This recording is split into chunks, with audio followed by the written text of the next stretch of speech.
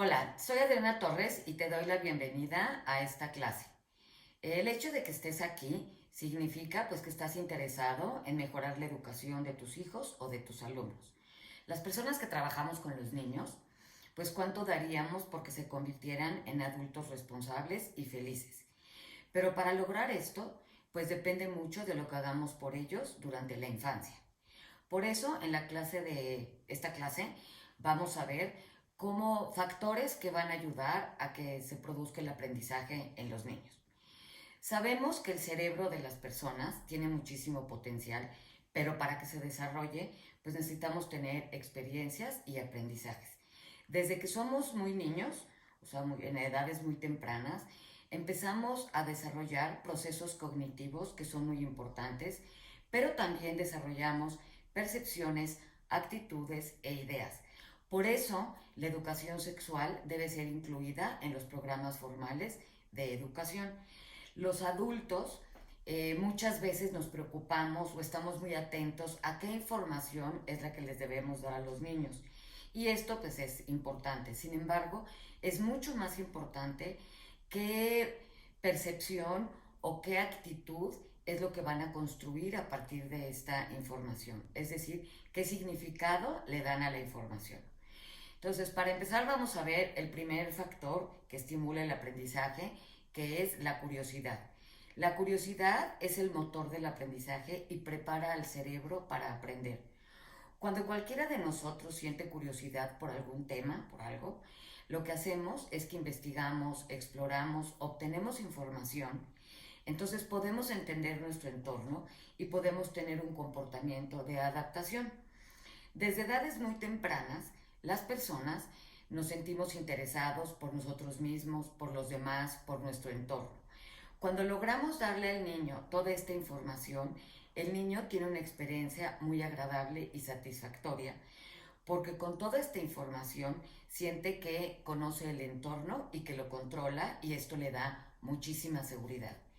Entonces, para que haya aprendizaje, lo primero que tenemos que hacer los adultos es estimular esta curiosidad en los niños.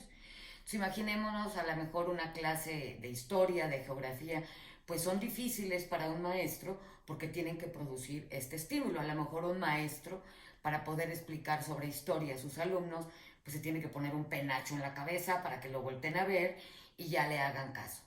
Entonces, ¿por qué en educación sexual no desperdiciamos estos momentos en que el niño ya tiene un interés natural y está motivado para aprender sobre el cuerpo, sus funciones, las diferencias anatómicas, nos pregunta sobre el embarazo, el parto, etcétera?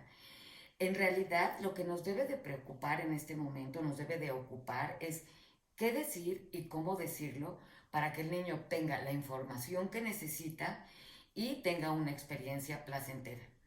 Si nosotros a esto le agregamos que cuando tenemos una experiencia placentera, el cerebro produce ciertos neurotransmisores, por ejemplo la dopamina, que van a ayudarnos a la atención y a la memoria, pues son dos ingredientes indispensables para el aprendizaje. Ahora, ¿pero qué pasa cuando no atendemos las necesidades naturales de los niños, cuando nos hacemos los locos, cuando evadimos sus preguntas? Pues pasan tres cosas básicamente. La primera es que el niño, al sentir curiosidad, pues va a ir a buscar información donde pueda y ya no sabemos qué es lo que aprendió. La segunda, estamos apagando su curiosidad, en lugar de alentarla. Y por último, hacemos que el niño, en lugar de vivir una experiencia positiva, sea negativa.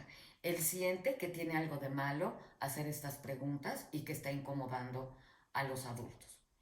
El segundo factor que es muy importante en el aprendizaje son las emociones. Estas juegan un papel fundamental porque todas las experiencias que tenemos las personas, todo lo que vamos aprendiendo, la emoción es el sello particular que cada uno le pone a esta experiencia. Es el sello de cómo la percibimos. Entonces, cuando hablamos desde edades muy tempranas sobre sexualidad y vamos resolviendo las curiosidades de los niños, pues ellos tienen la oportunidad de ir viviendo estas experiencias positivas y construyen una percepción positiva hacia la sexualidad.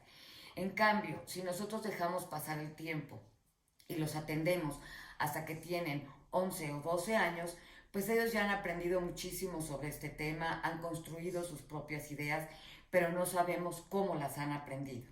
Entonces nos va a costar mucho más trabajo transformar que construir. El tercer punto es el aprendizaje significativo. ¿Qué quiere decir el aprendizaje significativo? Es que el niño encuentre este aprendizaje aplicable a la vida diaria.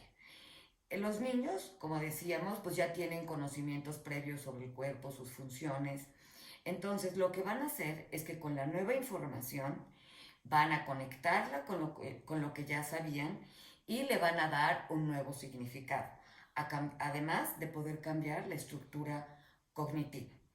Imagínense para un niño qué aplicable o qué significativo es el poder entender por qué tiene el cuerpo diferente a su hermana o por qué esas diferencias lo hacen que él pueda ir al baño parado y la niña sentada. En fin, son conocimientos que le sirven muchísimo para entender su entorno y sentirse mucho más seguro.